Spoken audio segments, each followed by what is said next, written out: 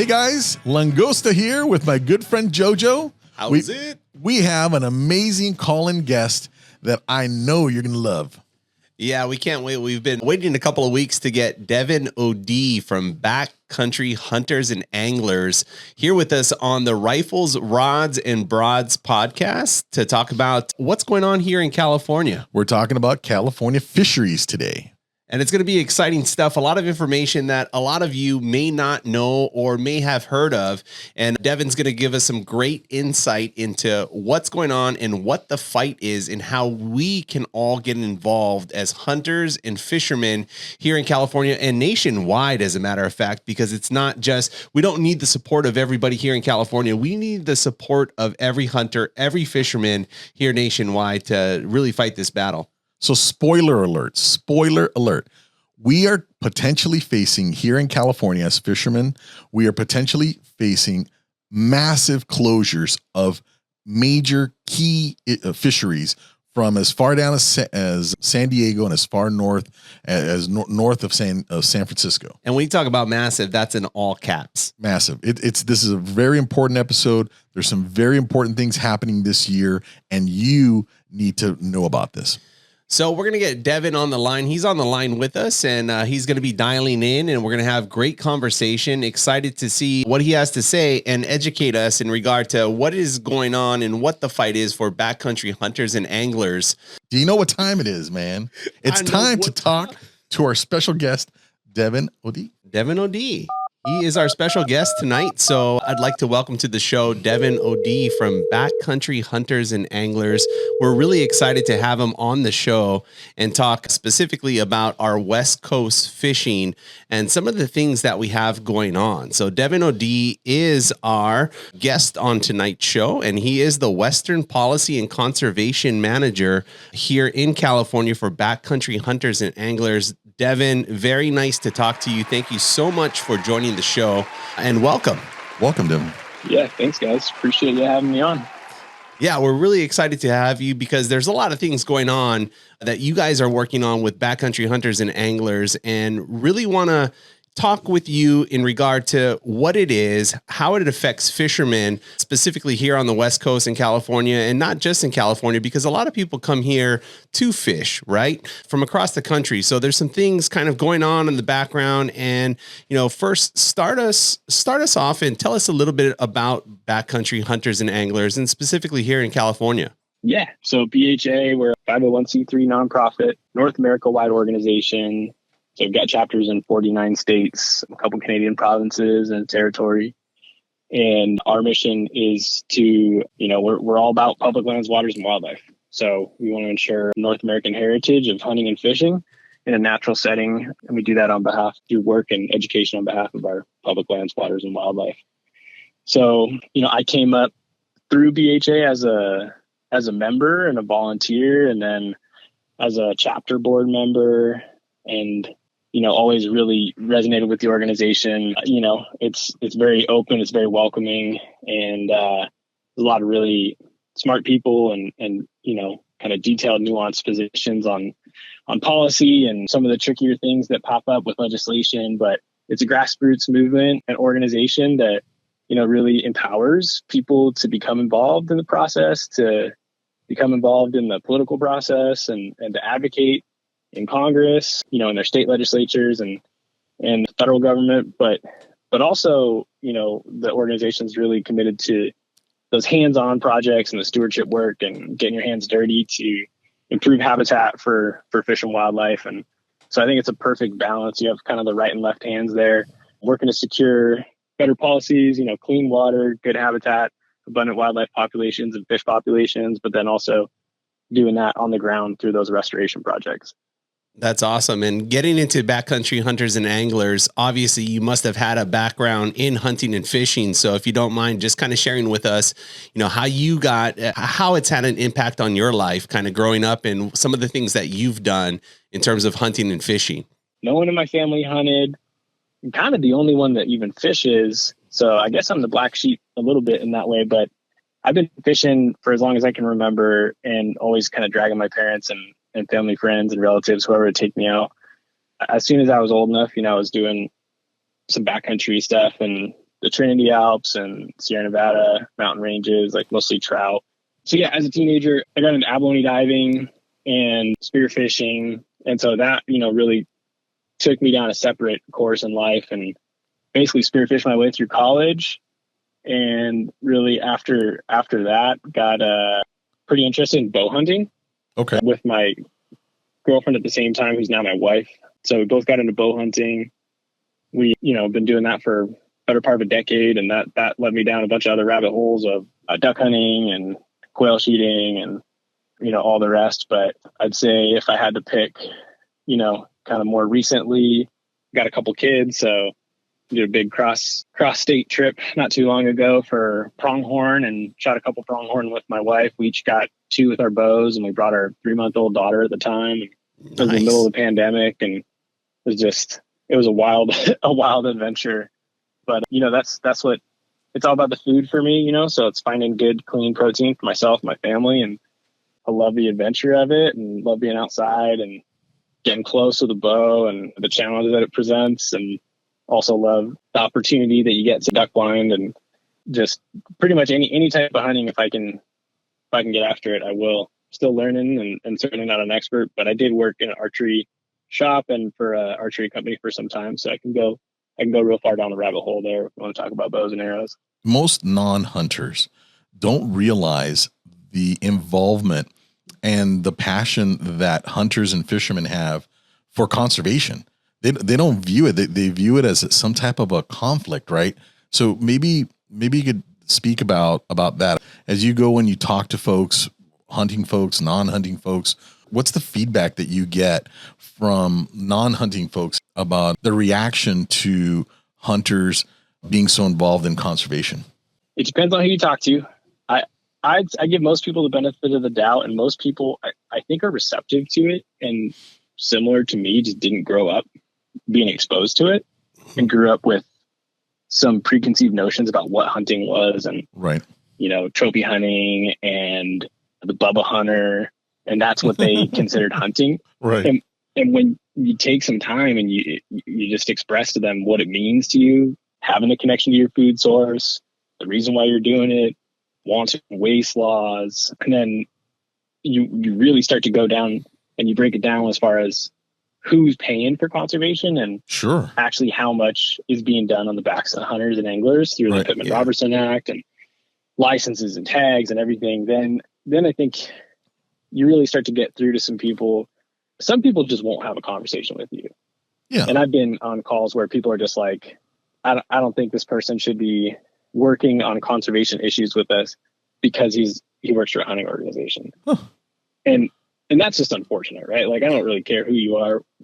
Even an anti-hunting organization, like if we see eye to eye on a conservation decision, right? Like if there's something that we need to support as far as like some sort of legislation, I'm not going to not support that legislation that is good for conservation and good for hunters and anglers just because of who else supports it, right? So I think you get in these situations where people just are going to be closed-minded, and that's the way it is. But yeah, I would imagine many anti-hunters, anti-fishermen would fall into the dogma, right? Their personal dogma, their limited beliefs by what they view is correct and incorrect. So even though there may be legislation, let's say to clean up a bay or ensure that a fishery, there's no contamination. What you're saying is, and in some cases, they would not support that kind of legislation because a pro-hunting group was sponsoring it. Am I understanding that right? Yeah, I mean, I'll give you the specific example. I was working on a wildlife corridor working group call, and I presented on a project that we're working on through BHA, which is a wildlife crossing for peninsular bighorn sheep. Okay. And on Interstate 8 in San Diego, they get hit all the time right before you get down into the desert. And they're actually a federally endangered species. So it's a big deal that these sheep are getting hit all the time. Their populations are really low. It's dangerous for people. We got funding from the Wildlife Conservation Board to address this because the biologists for CDFW have identified it for a long time as a priority location to address this issue. And so we helped secure funding. We brought all these partners together, including the UC Davis Road Ecology Center, the Department of Fish and Wildlife, U.S. Fish and Wildlife Service, all the players. And I presented in this working group, and the person said basically, well, I don't think you should be a part of this project. Huh. And I was like, you must misunderstand. Like, we're doing this because it's good for the wildlife. We're not doing this because we want to hunt the sheep. They're federally, I mean, if the populations were sustainable, sure, we'd want to hunt them. But in this particular instance, they're federally endangered. So there's no hunting. So it's not like we're going to be sitting on the other side of a wildlife overpass, waiting with a shotgun. Right. Like Elmer Fudd. We're just, you can't kill, you can't even hunt them. So I was like, I explained this, and she's like, well, I still don't think you should be a part of it because you're a hunting. Even though your organization spearheaded the whole thing. Yes. And so I reached out to her directly, and I said, hey, I'd love to have a conversation with you just to let you know a little bit more about my organization and what we do and why we're doing this. And it's not about hunting, it's about conservation. And I said, can we talk about this? Can you hear my perspective? And she said, no. Yeah. So I said, all right. That's crazy too. And it seems like, this particular person just did not want to listen. Sure. There was just a feeling and open to absolutely nothing and not even open to conversation. Yeah. So this is a good segue to the topic at hand, which is the current public comments posted in relation to the fisheries that are affected or that could be potentially facing closure. So let's talk about that a little bit. Yeah, there's a lot of crazy stuff. So Devin, if you don't mind filling us in the MLPA and the decadal review that's going on and some of the things that you and the team at Backcountry Hunters and Anglers, and by the way, thank you guys very much for putting up the fight for fishermen, for people that enjoy fishing as a sport and people that enjoy fishing, just as you mentioned earlier in regard to getting protein for, family, for friends, just as food, getting that natural protein. So what are some of the things that we have kind of going on in action right now that you guys are fighting the fight for? Well, you buckle up because it's a long story, but I'll try to give you the high level, and then we can drill in deeper. Okay, let's do it. To go all the way back, the MLPA, the Marine Life Protection Act, legislation from 1999 that wanted to create a network of marine protected areas in California, because we had a couple MPAs at the time. Okay. And marine protected areas, there's a few different kinds. There's a state marine reserve, there's a state marine conservation area, there's a state marine park. And so the state marine reserves are no take. The SMCAs, the conservation areas, they can be anything. They can be no take, or they can be limited take, or they can pretty much have hardly any restrictions on take. So it just depends on how they were established. And so that legislation led to the creation of about 16% of the coast. It was about 2%. I think it went to about 16% being designated as MPAs. I think, roughly half of those are state marine reserves. So they're no take, or they're SMCAs with no time restrictions. And so that took some time. And so in about 2012, that was finished. And the goal was to create this network, to have them be interconnected, to, promote resilient fisheries and to make sure that we have, these abundant fish stocks and biodiversity and biomass. And, these are laudable goals and these are things that people support, but the process was messy. There were some things that were not handled perfectly. The tribes got really pissed off because they were not consulted in the right way. I won't speak for them, but, from things that I've heard, they were a little bit unhappy from that process. And, so you fast forward to just about a year or two ago, we had the decadal management review. And so that was the 10-year mark. It was going to be 5 years. It got pushed to 10 years, where we're looking at the network here to look at adaptive management recommendations. So, we established these. All right, what do we want to change? Looking at all the science that's been done to date. We commented on the decadal management review, and, in general, the DMR report was positive. There were things that they could point to, like increased biomass from some of the MPAs, a number of the MPAs. And, more biomass means more larval production. And so larval transport, biodiversity was not like there wasn't really like a big connection there, but there were some positives, but it wasn't across the board.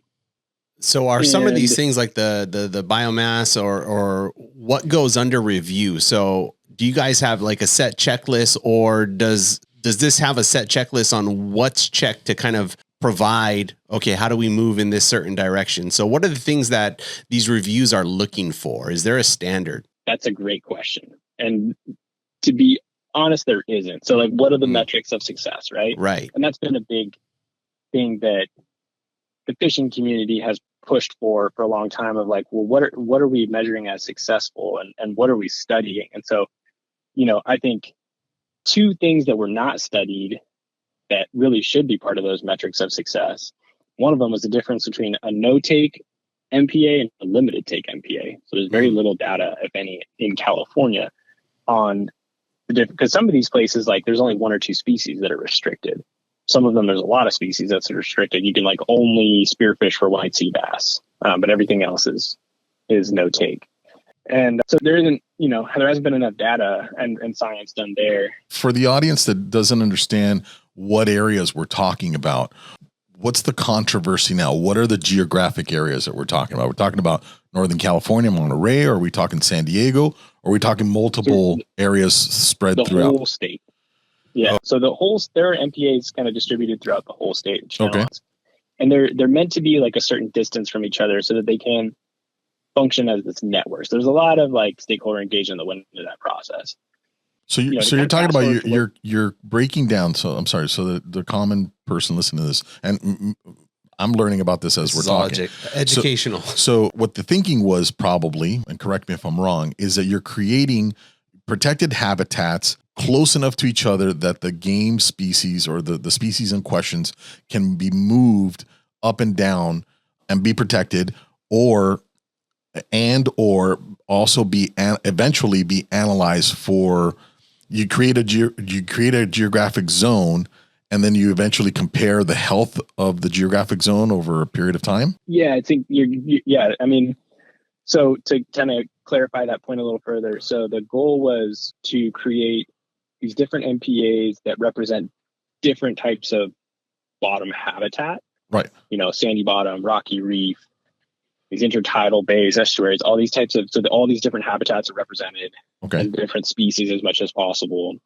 And then you want like these source and these sink areas, right? So you have these like source populations that are then going to spill over into these sink areas. Okay. And that was the goal, right? So you have these like resilient areas that are then going to be like population feeders and larval transport feeders throughout the network. And I'm not a scientist, so there's certainly more to it there, but that's the general. Okay. The general idea. Okay. And then so you fast forward to today. So after the decadal management review came out, we're in the adaptive management phase, and the department and the Ocean Protection Council and the Fish and Game Commission said, these are like the key players here.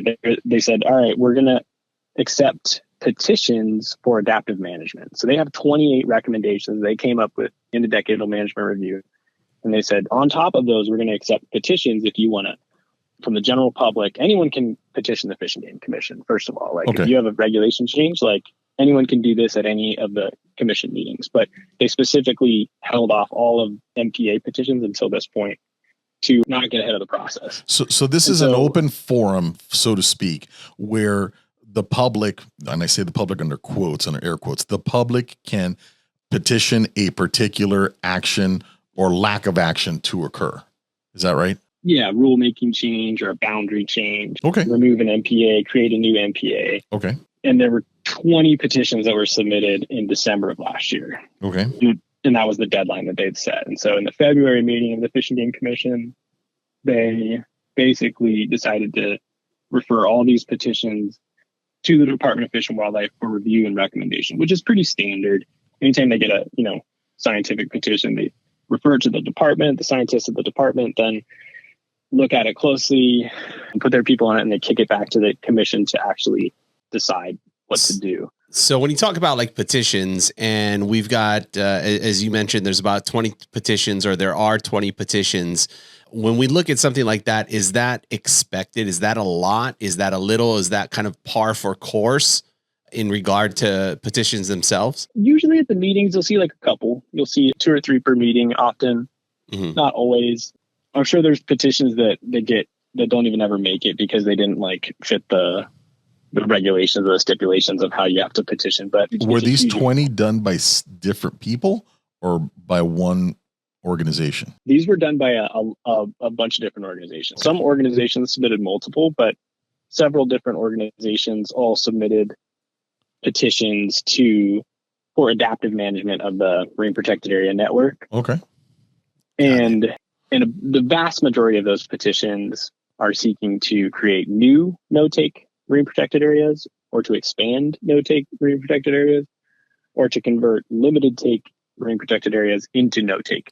And that was going to be kind of like the next question about those 20 petitions. How many favored fishermen and how many kind of more so kind of took that opportunity away? So it sounds like for the most part, it's all trying to expand some of these areas. Yeah, there's pretty much only one petition from the fishing community that's looking to take one of the MPAs in the Channel Islands to allow for take of like highly migratory pelagic species. So you have this no take area, and it's like, well, hey, if we've got bluefin that are swimming through here and swordfish and whatnot that they should be taken, are not resident. Right. They're not residents. They're just traveling through their pelagics. Right. Can we take some? And I think there's a good argument to be made there, especially because that particular MPA has been around for a long time, and it'd be a good opportunity to study it from a scientific perspective of like, well, what's the impact here, right? Because we don't have good data on what would happen in that situation. So, but the majority of the other ones are looking to close fishing access. There are some petitions from tribes that we're pretty much staying out of, but the ones that are seeking to close like recreational fishing, and there are a lot of them, are where we're engaging and what we're focusing on. So my question is kind of a follow up to a comment you made before, which is of the no take zones, what has been studied? Have any of the no take or limited take zones been studied to see if they're successful? If you haven't taken, if it's been off limits for 10 years, you should expect some type of an improvement, right? Under the assumption that it was a good idea to restrict it to that level of severity. But after 10 years, you should have a difference in the population, but there's no data either way, right? Whether it was successful or not successful to designate that zone limited. And kind of my where I'm going with that is, if you can't determine if the last 10 years or 5 years, whatever the time period was that you had the closure or the limited take status on a given geographic area, if you didn't study to see if it was effective, how can you make the case for closing or limiting another area that isn't regulated yet, or that isn't impacted by, or expand it? Yeah. How can you lobby to expand it if you haven't properly assessed the positive impact? I'm assuming you would have a positive impact by the areas that are the MPAs that are existing. What do you think about that? So, yeah, I mean, I think to clarify, I would say that, there's been a lot of science, and the science is pretty clear that like the majority of MPAs, especially in Southern California, some of the ones in Northern California really buck the trend, but the one is primarily in Central Southern California. A lot of the MPAs have shown to increase biomass. Like that's something that the science is pretty clear on, and that's a positive. And explain what that means for the. So that means like when they're doing surveys, and this is actually like a good plug for the CCFRP, the California Collaborative Fisheries Research Program. So up and down the coast, you can hop on a sport fishing boat with the CCFRP for free and fish for a day. You just can't keep it. Okay. But you get to fish inside and outside the MPAs, and they're always looking for volunteers. So raise my hand. Yeah, it's fun. I've done it. Like, it's a free day of fishing. It's great, right? And you're collecting data. And so through the CCFRP and additional survey methods and sampling methods, they're getting information inside and outside of MPAs from reference areas and within the MPAs. And they're looking at, the fish they're catching, and they're tagging them and seeing which ones they're re-catching, and using these scientific methods to be able to show that basically inside the MPA, the fish are larger in general. And so larger fish means that they're going in, for most species, that they're going to have more larvae.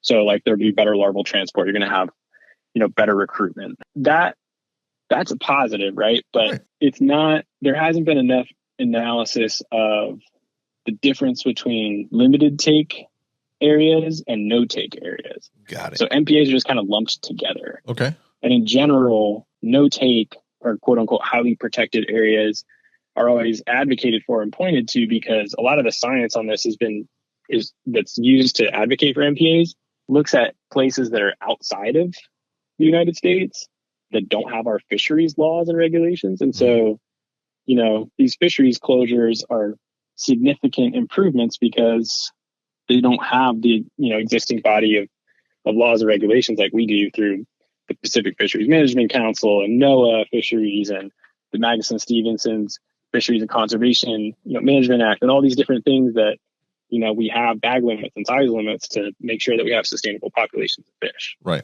So you're not comparing apples to apples in layman's terms. Yeah. And I think it's just hard to compare and to take those studies and apply them to what's happening in our coast. But there is research coming out every day, and it's an important part of the process, right? And I think that it's important for anglers and hunters and whoever you are in this situation, is like, you got to live and die by the sort of science. And so, we got to put that first and make sure that that's guiding our decision making. 100%. Right.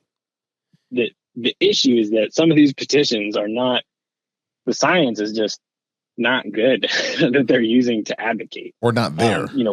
Or not there in some cases. Not there, not good. One in particular that I think, there's quite a few that are not, there's not a clear connection, but one of them is put forward by the Natural Resources Defense Council, who has a couple petitions. And they're arguing that we should have a no-take state marine reserve in Carpinteria because it's a juvenile great white shark nursery, and we need to protect the great white sharks. Okay, yes, there are great whites there. Yes, they, it's a good thing to protect great white sharks. All right, I got Sure. you. We're on the same page. The justification though to close all fishing of all gear types, lobster diving, everything, is that fishing is bad for great white sharks, and they cite a paper. Well, that paper, when you actually read it, 5 out of the 6 instances are from Mexico. First off, so it's not even in the United States, and they're almost all the mortalities are from gill nets. And gill nets you can't even use in state waters where an MPA would be relevant. So, they're saying, well, gill nets in Mexico are killing the great white sharks, so we shouldn't have any fishing in Carpinteria. Right. So it's a pretty big stretch. I mean, it's almost big stretch. It's kind of like you're lying by an act of omission, right? In the sense that as the petitioner, that there are no gill nets here in American waters or on the California waters, Right. And you're saying that you have to protect the area and have it be a no take area because gill nets affect the fish population and ultimately disrupt great whites, but you failed to say that there's no gill nets in California. And the scary part about this is that if these petitions kind of include that lack of science, what are some of the things that, and again, thank you. When you come across something like this and the BHA sees this, what are some of the things that you guys are doing in the background trying to fight these things? So when these things pop up, what's the course of action from the backcountry hunters and anglers? Yeah, so it's a great question, man. So, I've been tracking this for a long time. Kind of the writing was on the wall for a long time for me. And so I wasn't surprised to see a lot of this stuff pop up. Scary. Yeah. I mean, but there's, just to give you the backstory there real quick, and then I'll explain the sort of forward facing part on this. So, if you've heard of, are you guys familiar with the 30 by 30 movement is? Yes. I don't, but please fill me in. So 30 by 30 is a state and federal goal. It's to conserve 30% of lands and waters by 2030. Oh, okay. Okay. I have heard that. I'm sorry. Yeah. Yep. And so this is basically a global initiative. And this is a great thing, right? We want to see our lands and waters and fish and wildlife conserved. There's no doubt about that. Yep. We just don't want it being done at the loss of access and opportunity where there's not justification. And so there's been a lot of groups for quite a few years now saying we need to achieve 30 by 30, we need 30% no take state marine reserves on our coast. And NRDC is one of them, right? Not citing science here that we need no take reserves, just that we need them because these are going to be the best. And so that's where you lose me, right? You're getting you're using a very broad brush, right? A very large scale, idealistic type of goal. And now you're applying it to a pretty complicated, diverse, the California coastline in this particular conversation, right? That it doesn't seem like that's a good approach. Am I wrong? Yeah, I mean, broad brushes did exactly, and that's how I described this as well. It's just way too broad, and it has a negative impact for a lot of people. And I think even just for conservation in general, like preservationist principles, in my opinion, especially when you look at terrestrial examples, don't often work that well.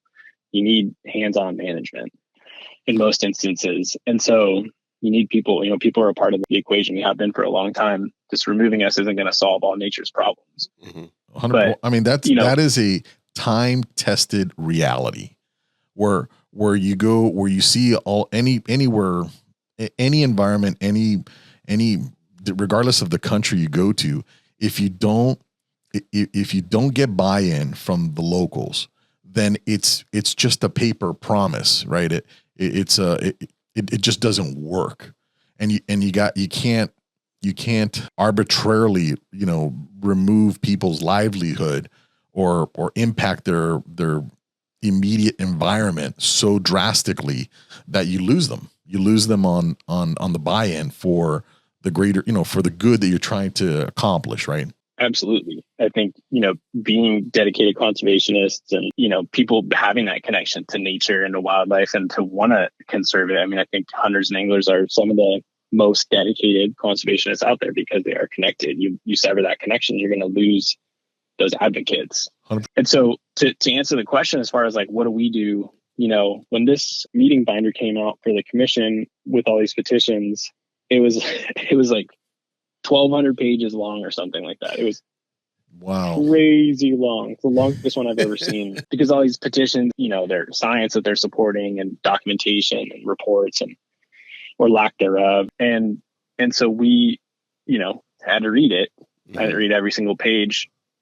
I certainly skimmed a few, but yeah, it was, I just had to kind of slog through it. And that helped us to identify, okay, so where are we going to engage? What are the petitions that we want to, oppose? Then, I reached out to some of our partners that work in the fishery space and just put together a draft letter floated by some people that I respect and look to guidance for, and didn't really get any pushback there. And so got a few folks to sign on to a letter. So we wrote a letter, sent it to the Fish and Game Commission in advance of their meeting, and then put up a sort of counter petition of our own to collect signatures from anglers and whoever wanted to participate, hunters, whoever you are, just, supporting our perspective on the different petitions that we either wanted to the commission reject or send to the department for consideration and like more analysis and more study. Sure.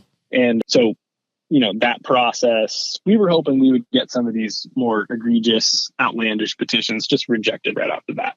They sent everything to the department, which is not surprising, but, we also put out newsletter, blogs on this. We've had some organizing calls with our community. We've done a few different podcasts. We've had a couple guys, speak on whatever might be on like Cows Week in Review, and just kind of trying to build the community of people that are paying attention to this and encourage people to show up to the meetings when it's time to comment. And right now we are basically waiting for the department to get back. But it's going to take some time. Now they're going to divvy them up. They're going to do the real low-hanging fruit administrative type changes that don't really have an impact, that aren't controversial. Those petitions, there's a handful of ones like, let's change the colors so they all make sense. Stuff like that doesn't really matter in the grand scheme of access and opportunity. Those are going to happen. Not worried about those. But for the department to review them, it's going to take some time. That's where we are right now. Got it. So Devin, let me ask you, who are the of the petitions that you find to be the most egregious? What organizations are petitioning this, and how are they funded? Like, what's their skin in the game? Yeah. Well, like I said, like NRDC has two. I don't agree with either of them. The other NRDC petition wants to close an area called Point Sal, and that's in the Central Coast, like just north of Lompoc. And the argument there is that the primary argument is that because Point Sal is adjacent to a quote unquote like disadvantaged community, a lower income community, we should close this area because the spillover effect will be so great that it'll improve fishing for people in this community. And I just find there's just not good evidence of that. And I think that it has not been studied, like the actual impact to people that are from like these disadvantaged communities. They're gonna have to travel further and they may not be able to afford it. And so if you close the area closest to them to fish, fishing is not going to get easier or better. It's going to be harder and more expensive. Right. It seems like they're taking more away. Yeah. And so I just think that argument it's not well documented. The spillover principle, there's a few studies that have been done. One of them on lobster for commercial fishing that's indicated like some MPAs do have a positive spillover effect for lobster. There's one on like deep water commercial tuna fishermen in Hawaii, but that's pretty much it. And so I think that concept has yet to be fleshed out and proven, to, in this particular instance, that an MPA is going to make a lower income community actually better off and have better fishing. Okay. So, but am I understanding that right? Is it their insinuation that the lower income community is taxing the environment more? And that's why you want to close that area to make them go further away to make it more available and accessible to them? I'm having a hard time following the logic. I don't think some of this is not going to make sense. I don't think that's their perspective. I think they're trying to say we should do this because this community is disadvantaged and therefore this will provide better fishing opportunities. That's the literal. That's what argument. They're standing behind. It'll provide better fishing opportunities somewhere else, further from them. Yeah. They'll have to travel further, but the fishing will be better when they have to travel further. But the problem is that, and there's like a great research paper called like the constitutional right to fish. Because most people don't know that Californians have a constitutional. I know. I was reading that today. I was actually pretty stoked at how forward viewing. Anyway, I'm sorry. The folks the were. Problem is it's just never really been like backed up in court, and so it's it's good, but it could be better. But yeah, in that paper they cite some interesting studies that show that it's really important for people that are like lower income or from a disadvantaged community to have like close, accessible shore fishing. Sure. And that removing that is going to be a negative and a detriment to those communities. Well, I would imagine like the native Alaskans, right? That's a big thing that they salmon fish, and the Inuit people even hunt seal, and that's a main staple of their sustenance living, right? So, I mean, that's even though we're not talking about California in this case, that dynamic is real and well documented in other parts of our country. Yep. Yeah. So some of these petitions, it kind of seems like, they're throwing darts on a wall and trying to see what sticks. But something that kind of stands out to me is that it just seems as our community as hunters and fishermen, it's for the most part, we're on the defense. So, how is it that we end up on the offense and get the ball and start driving down the field? That's a good question. I asked this question too, and I contemplated submitting petitions as well, because there's a lot of MPAs that I think it don't make a whole lot of sense. That, some of them you can only spearfish for white sea bass, and then another one nearby you can only shore fish for white sea bass. And there's just like, there's just some of them, there's not a whole lot of rhyme or reason to me as far as the allowable methods of take and how those are determined and who's negatively impacted. And, I contemplated submitting a petition to try and address some of those issues that I saw. But to be honest, I didn't have enough, I would say, just understanding and details of how they were formed and the justification for why some of those methods of take were in place. So I didn't submit a petition. there's no one from the fishing community that I really saw that was putting one together, except for that one on the Channel Islands for highly pelagic species. And so, I think right now we are definitely on the defense, but sometimes a good defense is good offense. You know what I mean? And I think just to flesh that point out, like having this process go through and having anglers very clearly cite their arguments and do it respectfully and shut down some of these petitions and attempts is going to really lay a solid foundation for the future and future attempts to try to do the same thing. Yeah, that makes sense to me. I think the other component of it is raising the money for grants to study these things that we suspect are going to be good for the fisheries, where maybe you have a rotating events where you could change the method, to your point, where you could change the method of take for the given species that is doing well, and have that be more prominent or a more common occurrence, so that the restrictions that are in place aren't so set in stone, where you get the stakeholders used to the adaptive policy for the areas as they improve, right? Yeah, absolutely. And it kind of just reminds me of, to like take it to the land side as an example, but a few years ago, the Humane Society tried to ban bear hunting through the legislation. I remember that. It was a big thing. It was so outrageous what they wanted to do, so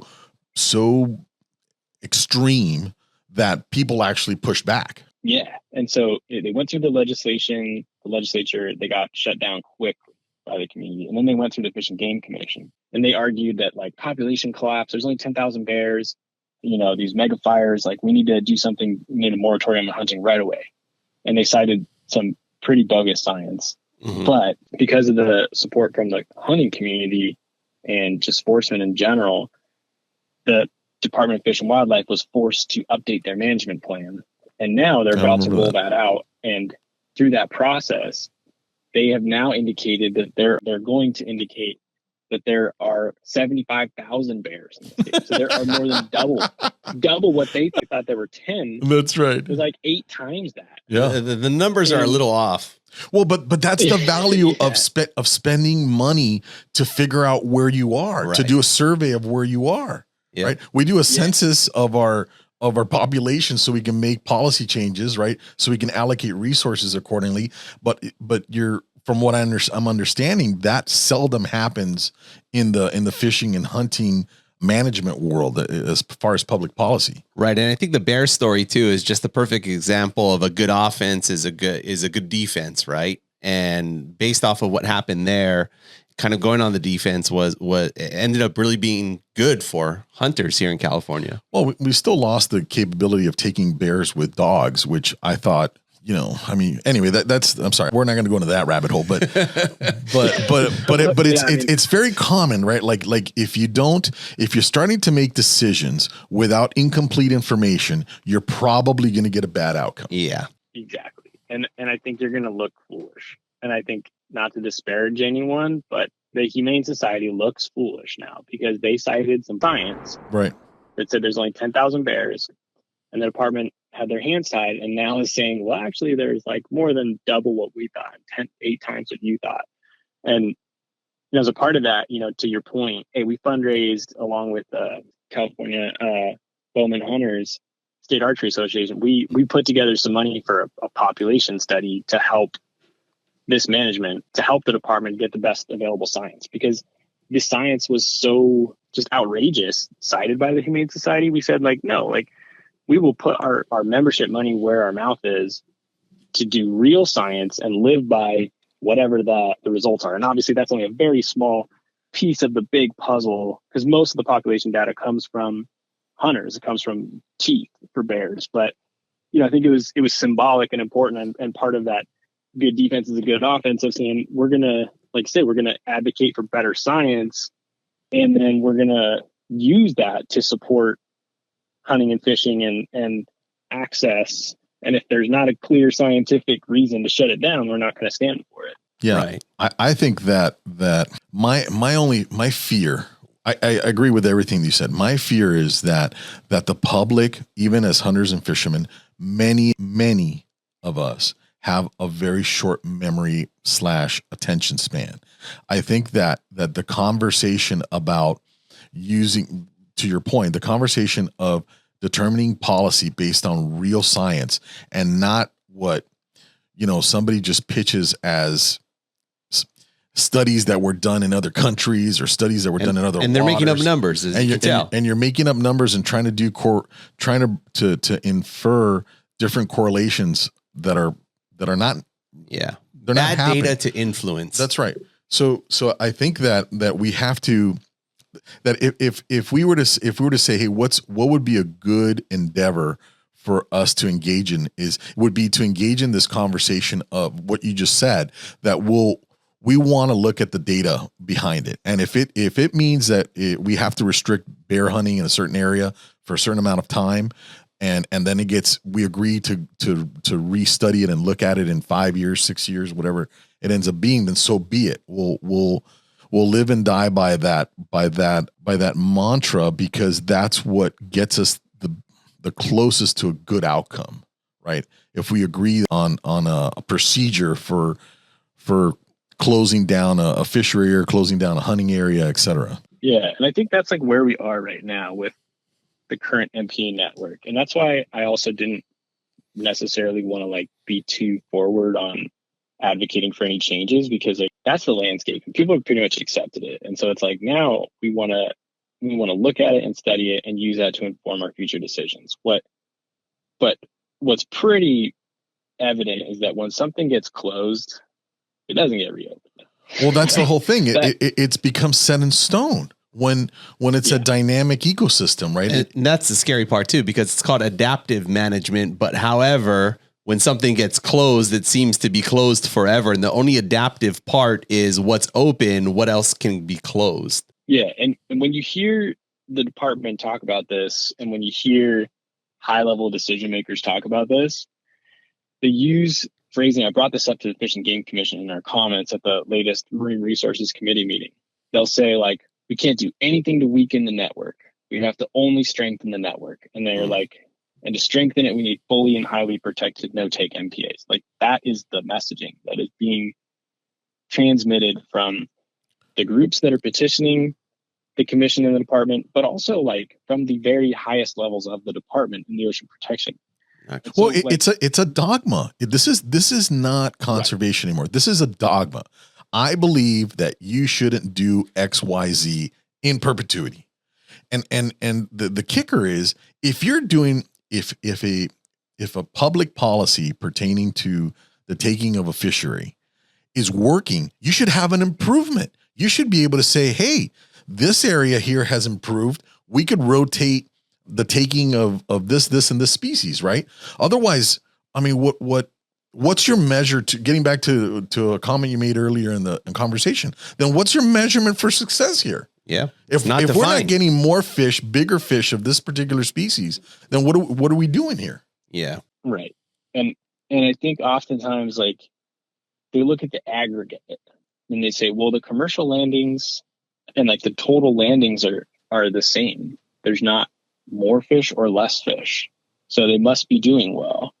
But what they don't look at are the people in those communities that can't afford to travel further to fish, that are having these closures. And I really think that that's the area that's been the least studied, the least talked about, but the most significant, right? So like I said, I spearfish my way through Santa Barbara. Yeah. No joke. Like paying for school and, trying to save my money so I could drink beer and, like doing other things that a college kid does. Sure. But I would go out and spearfish, a couple times a week, and I'm shooting kelp perch and, quote unquote trash fish and what have you. I get lucky with the lingcod or halibut every once in a while. But, like I'm feeding myself and my friends doing that and getting a little extra beer money out of it. But you can't fish there anymore. All of that area is now a marine protected area. And how long has it been closed? It's been closed since, I want to say, about 2012. So just about 10 years now. Wow. At some point, somebody's got to say, hey, guys, this area was fished for 20 years before it was closed. It's been closed for 10.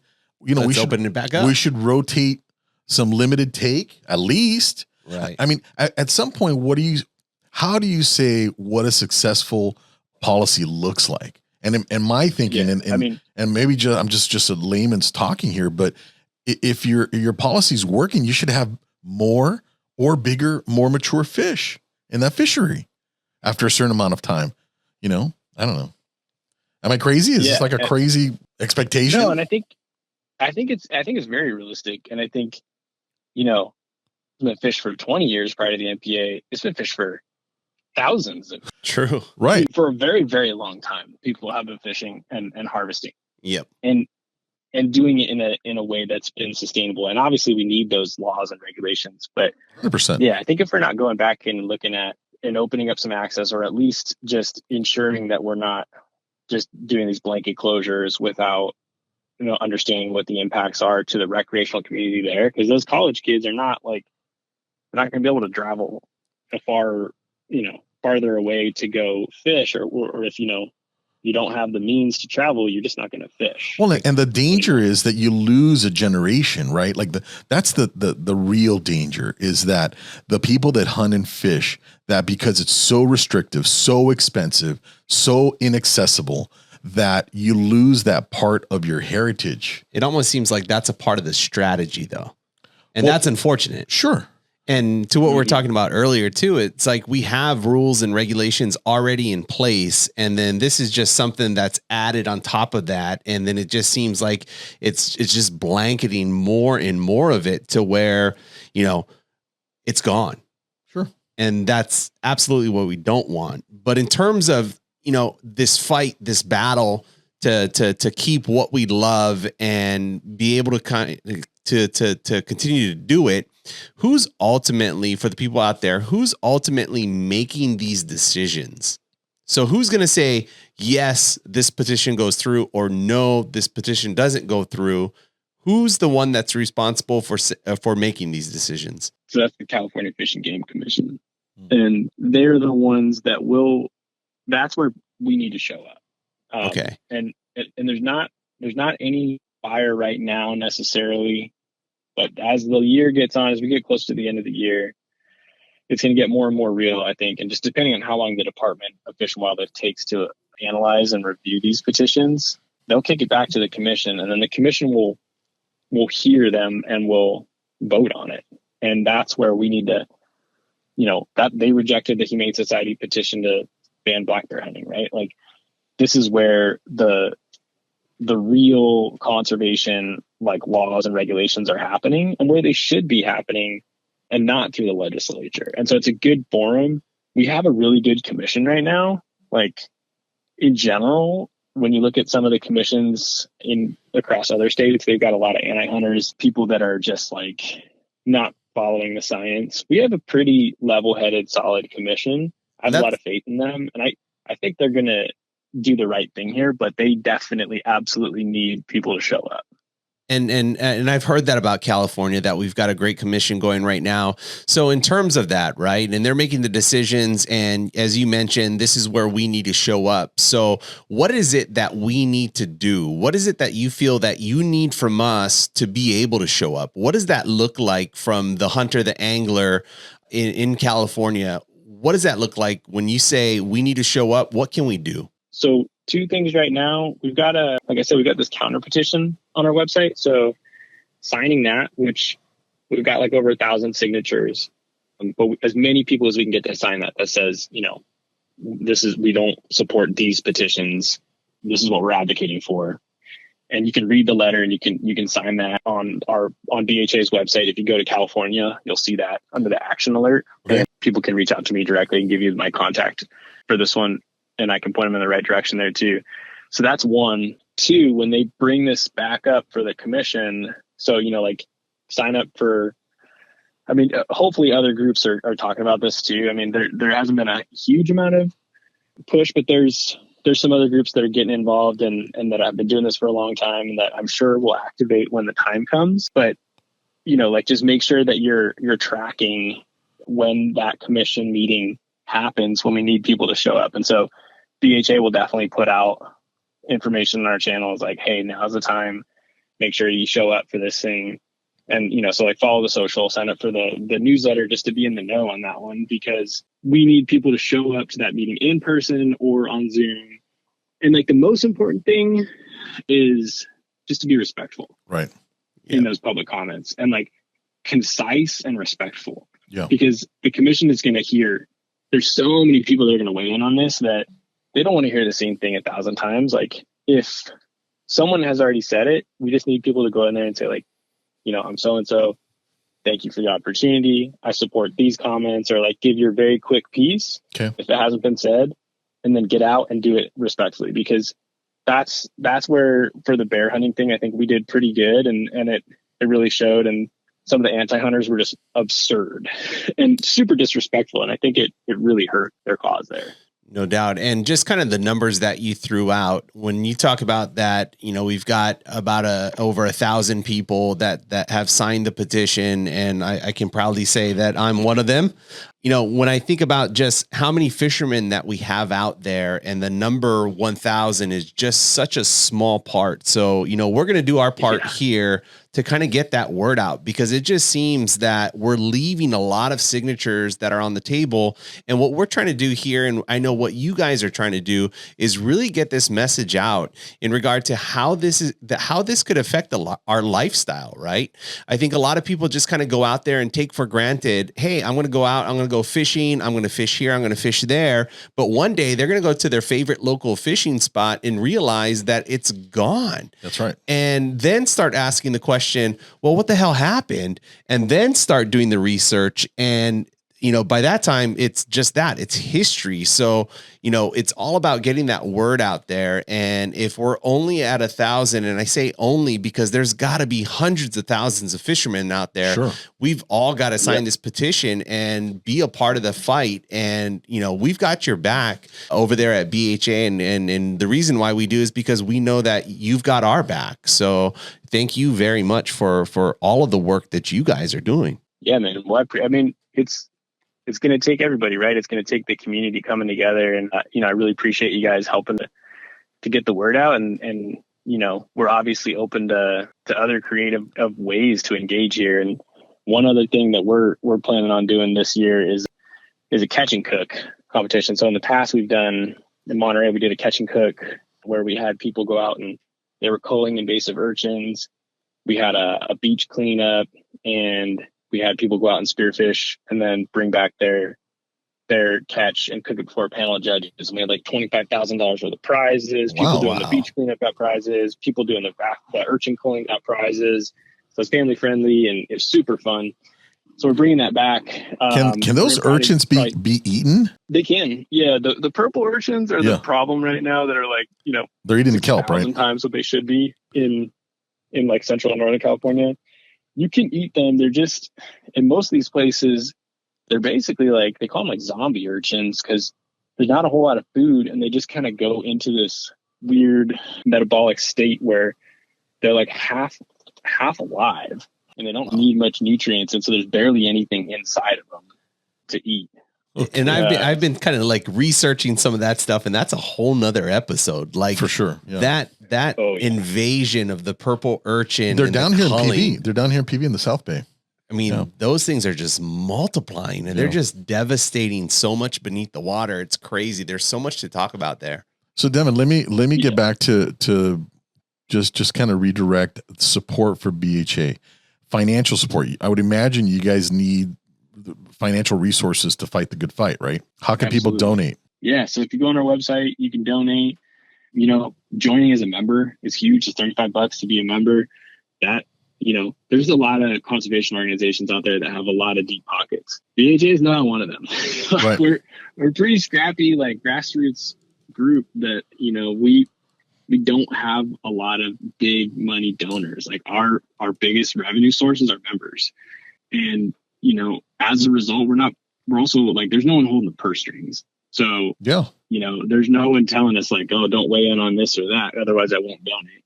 That's just not the way we operate. And so absolutely need donations, need membership, but also, if you're interested and you want to support, if you check out like we've got great lifetime membership options. You know, I got a Weatherby shotgun when I became a life member. Oh, wow. Before I started working for, you know, you get like a great discount on a shotgun basically, and the money's going to a great place. And it's because our corporate partners donate these products to us, and then we turn them around and offer them as incentives for membership. So we're keeping the money.